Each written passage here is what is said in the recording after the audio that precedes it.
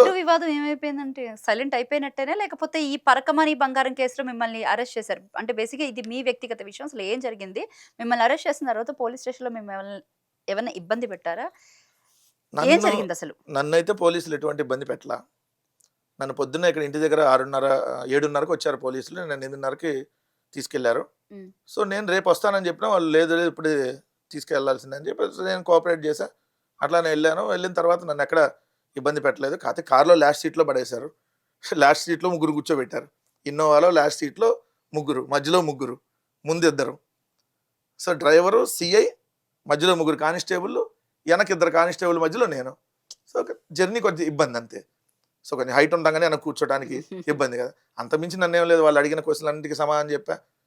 నా దగ్గర ఉన్నటువంటి ఎవిడెన్స్ ప్రకారం నేను మాట్లాడా అని చెప్పా. సో అది అయిపోయింది. దాని తర్వాత నాకు మేజిస్ట్రేట్ గారు రాత్రి 12 గంటల సమయంలో బెయిల్ ఇచ్చారు. సో నేను అదే తెల్లారికి మళ్ళీ తాడిపత్రి నుంచి హైదరాబాద్ వచ్చా. రెండోది మీరు అన్న పరకామణిలో ఏదైతే అప్పుడు 70,000 రూపాయలు చోరీ, దానికి రవికుమార్ అనేటువంటి వ్యక్తి చేస్తే దాదాపు 14 కోట్లు టీటీడీకి అతను స్థలాలు కానీ వాళ్ళకి సంబంధించి 14 కోట్లు విలువని ఇచ్చాడు. మరి మొన్న ₹1 కోటి జరిగింది ఇది బీఆర్ నాయుడు చైర్మన్గా వచ్చిన తర్వాత. మరి ఏం రికవరీ చేశారు? మరి ఈ 70,000కి 14 కోట్లు అక్కడ తీసుకుంటే మరి ఇక్కడ ₹1 కోటి అందజేయాలి. సో ఇంకొక అంశం వచ్చేటప్పటికి లడ్డు అంశం. లడ్డు అంశం అసలు లడ్డూలో ఎటువంటి కల్తీ జరగకపోయినా జరిగిందని దుష్ప్రచారం చేసింది ఎవరు? వీళ్ళే కదా. అందుకనే కదా ఒక్కొక్క పాపాలు బయటకు వస్తున్నాయి. మీరు అబ్జర్వ్ చేయండి క్లియర్గా.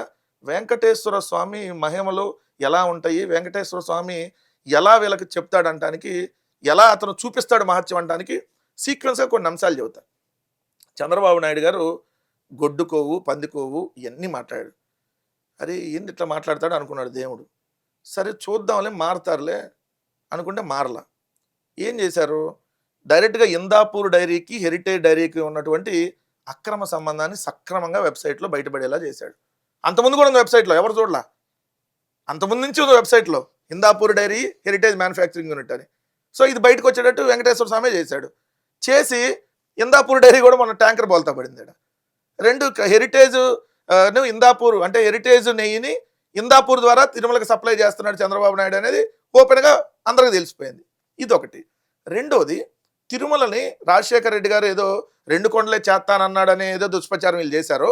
లేదు లేదు, రాజశేఖర రెడ్డి 2 కొండలు లేపేస్తారు అన్నట్టు మాట్లాడారు. 2 కొండలే అసలు 7 కొండలు కాదన్నట్లు వీళ్ళు దుష్ప్రచారం చేశారు. కానీ రాజశేఖర రెడ్డి గారు తిరుమల అంటే 7 కొండలు, సో 2 కొండలు కాదు 7 కొండలు అనేది తిరుమల అని చెప్పి జీవో నెంబర్ 746 రిలీజ్ చేస్తే దాన్ని చంద్రబాబు నాయుడు గారు అసలు దాని మీద ప్రతి సందర్భంలో మాట్లాడాడు. తీసేస్తా అన్నారు. కానీ చంద్రబాబు నాయుడు గారు బైబిల్ మహాసభలకు వెళ్ళి నేను అధికారంలోకి వస్తే 746 జీవోని రద్దు చేస్తా అని చెప్పాడు. అంటే 16 ఏళ్ళుగా పడిన ముద్ర రాజశేఖర రెడ్డి గారి మీద వీళ్ళు వేసినటువంటి ముద్ర అదే దేవుడు చెరిపేపించాడు. నెంబర్ 3, 30 ఏళ్ళుగా ఇందులోకి TV5 బీఆర్ నాయుడికి ఉన్న సంబంధం 30 ఏళ్ళ నుంచి ఉందంట. కానీ ఎవరికి తెలియలే 30 ఏళ్ళ నుంచి ఉన్నా. 30 ఏళ్ళ నుంచి ఉన్నా ఇప్పుడు ఎందుకు బయటపడింది? అది వాళ్ళ వ్యక్తిగత విషయం కదా. ఎప్పుడో 30 ఏళ్ల క్రితం తీసుకొచ్చి నిన్న కాక మొన్న నా టీటీడీ చైర్మన్ అంటగట్టడం ఎంతవరకు కరెక్ట్? అది అంటే పొజిషన్ లో ఉన్నాడు కాబట్టి టార్గెట్ చేశారా మీరంతా? విజయమ్మ గారిది షర్మిల గారిది మరి జగన్ గారి వ్యక్తిగత అంశమేగా కాదా? ఇది రాజకీయ అంశమా? మరి వాళ్ళు ఇప్పుడు ప్రతి ఇళ్లలో ఏదో ఆస్తులు గొడవలు ఉన్నాయి అనుకోండి, అది వాళ్ళ వ్యక్తిగతమేగా.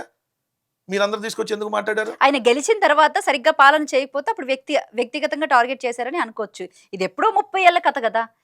ఫ్యామిలీ ఫ్రెండ్స్ అని కూడా డిక్లేర్ చేశాడు కదా. అసలు అది ఎవరు రిలీజ్ చేశారు? బీఆర్ నాయుడు రిలీజ్ చేశాడు, ఇందులో రిలీజ్ చేసిందా? మీరే చెప్పాలి. అది నాకే తెలుసు. అదే ఇప్పుడు సీసీ ఫుటేజ్ కూడా కాదు, కెమెరాతో పెట్టి తీసుకున్నారు. మరి ఈ బంధాలన్నీ 30 ఏళ్ళ నుంచి ఉన్న బంధాలు బయట పెట్టింది దేవుడే. నువ్వు TV5 చైర్మన్గా ఉండి తప్ప టీటీడీకి నువ్వు పనికిరావు అని చెప్పి దేవుడే బయటికి తీసుకొని వచ్చాడు. ఇప్పుడు ఒక్కొక్క అంశం చూడండి, అంటే దేవుడితో వీళ్ళు పెట్టుకున్న తర్వాత ఎలా అవుతారు అంటానికి ఇది ఎగ్జాంపుల్. ఏమో నాకెందుకు ఇది YCP party tit for tat లాగా కనపడుతుంది అంట. కుక్క కాటుకి చెప్పు దెబ్బ అన్నట్టు గతంలో అక్కడ పృథ్వీ చేసినటువంటి కొన్ని విషయాలు ఎలాగైతే సస్పెండ్ చేశారో ఆ పోస్ట్ నుంచి, సో ఇక్కడ కూడా బీఆర్ నాయుడిని అలాగే వ్యక్తిగతంగా టార్గెట్ చేస్తున్నారు. అంటే టిట్ ఫర్ టాట్ ఎక్కడికక్కడ ప్రతి దాంట్లో కూడా. కాదండి, మేమేం రిలీజ్ చేయలేదు కదా. టిట్ ఫర్ టాట్ అంటే మీరు చేయిస్తున్నారేమో వెనకాల. ఎవరితో? ఇది లేకతోనా? అది ఏబిఎన్ రాధాకృష్ణ అడగాలి, మాకేం సంబంధం? సో ఆయన ఏదో బయట పెట్టాడు నాళ్ళు అనుకుంటే మీరు మళ్ళీ మాకంట కడితే అట్లా. సో వాళ్ళిద్దరికి ఇప్పుడు అదేంటి హెయిర్ ఆయిల్కి కిరసనాయిల్కి మధ్య యుద్ధం జరుగుతుందని మనం రాశారు ఎవరు. హెయిర్ ఆయిల్కి కిరసనాయిల్కి మధ్య జరుగుతున్నటువంటి పోరాటం ఇది, దాని మధ్యలో వచ్చిందే ఈ వీడియో అని చెప్పి అదేదో వాళ్ళని అడగాలి, మాకేం సంబంధం? టీవీ నాయుడు అనేవాడు మాకు సో ఆఫ్టర్ ఆల్ అంటే నథింగ్. వైసీపీ పార్టీ వాళ్ళు ఇంకొంచెం కిరోసిన్ పోస్తున్నారని అనుకోవచ్చా మంట నేను పుట్టించడానికి? నేను పోయి అసలు ఆంధ్రజ్యోతి రాధాకృష్ణ పోతాడు, కృష్ణాలో ఆయన ఫేమస్. సో మేము ప్రత్యేకంగా పోయాల్సిన పని లేదు. మాకేం అసలు మాకు ఈరోజు ప్రజల సమస్యలు ఏంటి, దాన్ని ప్రభుత్వం దృష్టికి ఏ విధంగా తీసుకెళ్ళాలి, కనీసం ఈరోజు కొన్నన్నా మేము పథకాలు ఇంప్లిమెంట్ అవుతున్నాయి కొంతమంది కన్నా అంటే కారణం వైఎస్ఆర్ కాంగ్రెస్ కొన్ని పార్టీ. సమస్యలు ఏమన్నా ఇప్పుడు 22 నెలల కాలం పాటు ప్రజల దగ్గరికి వైసీపీ పార్టీ వాళ్ళు వెళ్ళడం జరిగిందా? ప్రజల సమస్యలు ఏమైనా తెలుసుకోవడం జరిగిందా? సరే ఈ హామీలు, గ్యారెంటీలు అన్ని పక్కన పెడదాం కాసేపు. జాబ్ క్యాలెండర్ కానివ్వండి, ఫ్రీ బస్ కానివ్వండి, లేకపోతే వాటెవర్ వగైరా వగైరా వగైరా పక్కన పెడితే గనక ప్రజల దగ్గరికి వెళ్ళి బేసిక్‌గా అక్కడ కరెంటు ప్రాబ్లమ్ ఎక్కువగా ఉంటుంది. అటు సైడు. కరెంటు కోతలు ఉన్నాయి, అట్లానే విద్యుత్ ఛార్జీల మోతా ఉంది, అధిక ధరల మోతా ఉంది. ఇప్పుడు మేము ప్రజల దగ్గరికి వెళ్ళకపోతే మీకు చిన్న అంశం చెప్తా. మేము ఫస్ట్ జగన్మోహన్ రెడ్డి గారు గుంటూరు మిర్చి యార్డ్‌కి వెళ్ళిన తర్వాత సాయంత్రం చంద్రబాబు నాయుడు లేఖ రాశాడు హ్మ్. మిర్చి మిర్చి మిర్చికి సంబంధించి. హ్మ్. జగన్ గారు చిత్తూరు బంగారుపాలెం వెళ్ళారు మామిడి రైతుల దగ్గరికి, వెళ్ళిన తర్వాత రియాక్ట్ అయింది ఈ ప్రభుత్వం. జగన్ గారు పొగాకు రైతుల దగ్గరికి వెళ్ళిన తర్వాత ఈ ప్రభుత్వం రియాక్ట్ అయింది. అంటే మేము ప్రజలకు ఆ సమస్యల్ని ప్రభుత్వానికి అడ్రస్ చేయగలిగిందాం కాబట్టి, అంత బలంగా తీసుకెళ్ళాం కాబట్టి, కనీసం ఏదో దున్నపోతు మీద వర్షం కురిసిన చందాగన్నా ఏదో వర్షం కురిచిందిలే పడిందని తుడుచుకునే కార్యక్రమాన్ని ప్రభుత్వం చేసింది.